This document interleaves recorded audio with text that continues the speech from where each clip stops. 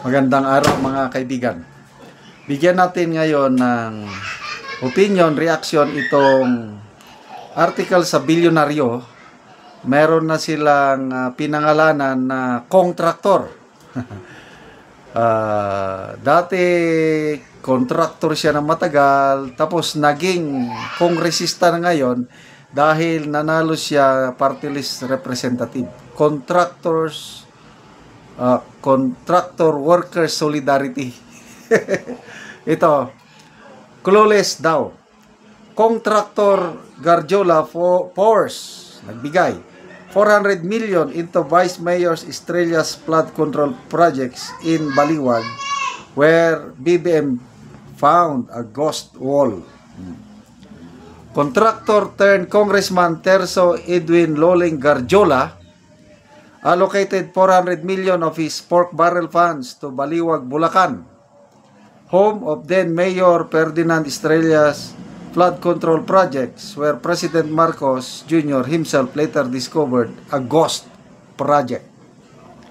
A social media post from Estrellas campaign team showed their gratitude to Garjola and his Construction Workers Solidarity Party List for funding what they describe as the Mayor's Legacy Flood Control Initiative. Ito, resibo. Merong tarpaulin ba? Kami po sa CWS ay pinaabot ni Congressman Edwin Garjola ang pasasalamat sa inyong lahat, sapagkat noong 2022 ay naipanalo natin, nabigyan natin ng maraming boto ang CWS, sabi ng supporter. Alam nyo na kung magkano ang ipinondo ng CWS sa proyektong yan? Nagbigay po ng 400 million ang CWS para mabigyan katuparan ang proyekto ni Mayor Ferdy Estrella. Palakpakan natin si Mayor Ferdy at ang CWS.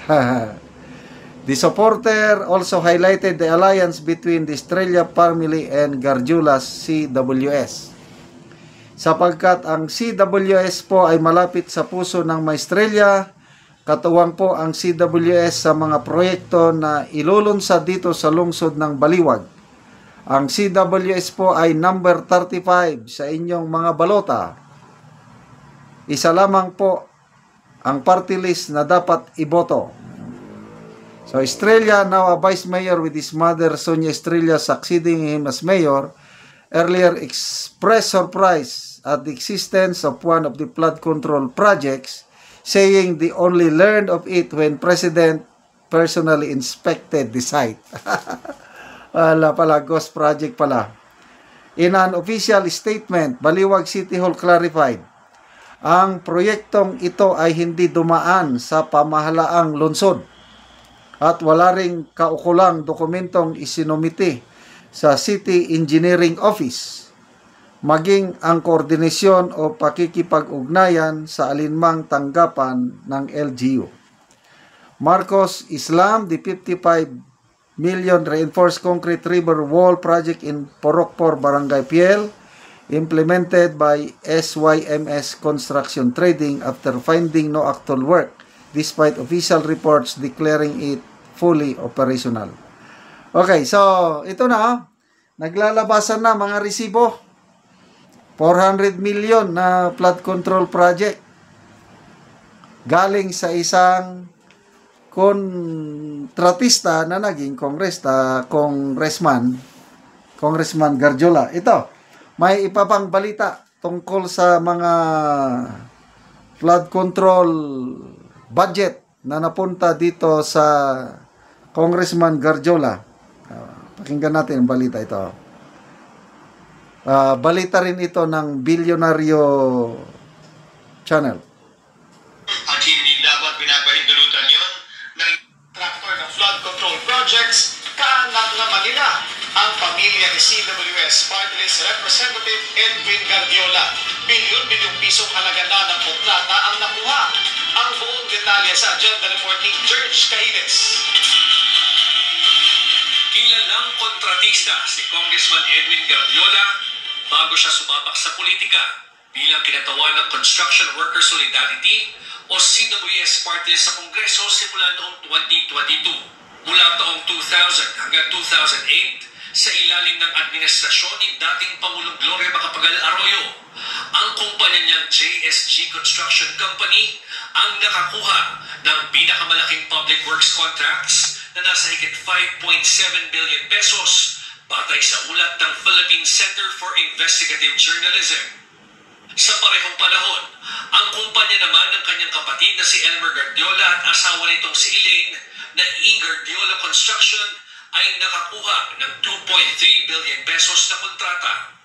Hindi na rin iba sa kontrobersya si Gardiola nang kasuhan siya at ang kanyang kumpanyang Wood Heights Realty and Development ng tax evasion ng Bureau of Internal Revenue noong 2012 dahil sa hindi deklaradong pagbili ng luxury cars. Makalipas ang 13 taon, patuloy na namamayagpag ang mga kumpanya ng mga Gardiola. Sa inilabas sa listahan ng flood control projects ni Pangulong Bongbong Marcos, 10 proyektong nagkakahalaga ng higit 928 million pesos ang nakuha ng mga kaanak ng kongresista sa mga lalawigan ng Batangas, Zambales at Surigao del Sur mula taong 2022 hanggang 2024. Ito ay ang Laurel Development Corporation na ang managing officer ayon sa listahan ng Philippine Contractors Accreditation Board ay ang kapatid ng mambabatas na si Irel Gardiola na ngayon ay Vice Mayor ng Mataas na Kahoy, Batangas. At Newington Builders Incorporated na si Elaine Gardiola naman ang managing officer. Labas sa flood control projects, nakakuha naman ng halos 1.4 billion pesos na mga proyekto ang mga kumpanyang pag-aari ng mga Gardiola sa 3rd at 4th Engineering Districts ng DPWH sa Batangas. Ito ay ang Newington Builders, S.A. Construction and General Trading Incorporated na ang anak naman ni Congressman Gardiola na si Kim Esguera ang nakalistang managing officer, at 3W Builders Incorporated na dating pangalan ng Laurel Development Corporation.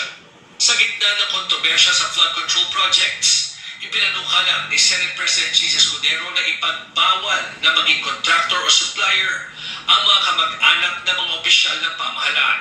Sa atin, klarong conflict of interest yun at hindi dapat pinapahintulutan yun ng... So, yun po.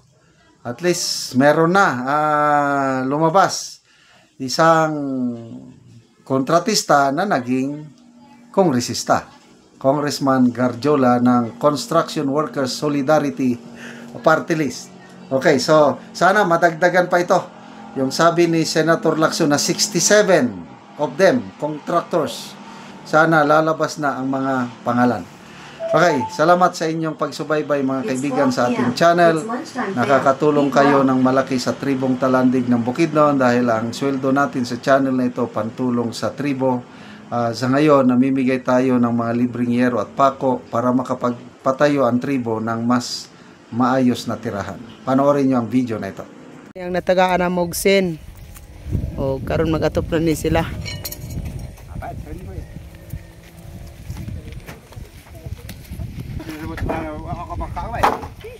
Karon mo na ni ang atop sa gitagaan na Mogsen. O mo na ni ang balay sa tagaan na Mogero. Karon mo na ni itsura sa iyang balay. Nga guba na gid kaayo. Oo. So kawayan lang ang iyang atop.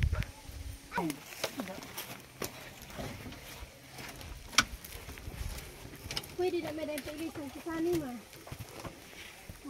Matumba na mo.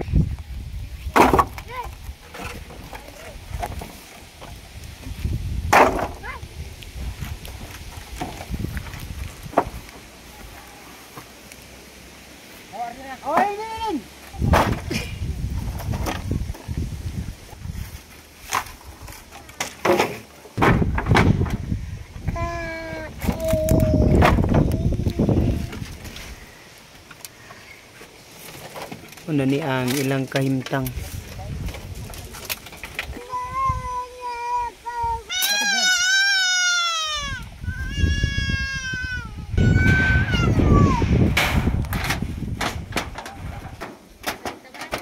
karon no managit sa pag-atop nindot na gid nga tan. Salamat na nagtabang sa sin kay salamat ani nagikulonan. Nagpasalamat kung Lord nga gitagan ko karon nga sin lugar. Gawat nga mo di nang upload na mong sin. Pero salamat Lord nga gitagan ko karon nga. Di na ulonan gyud. Oo.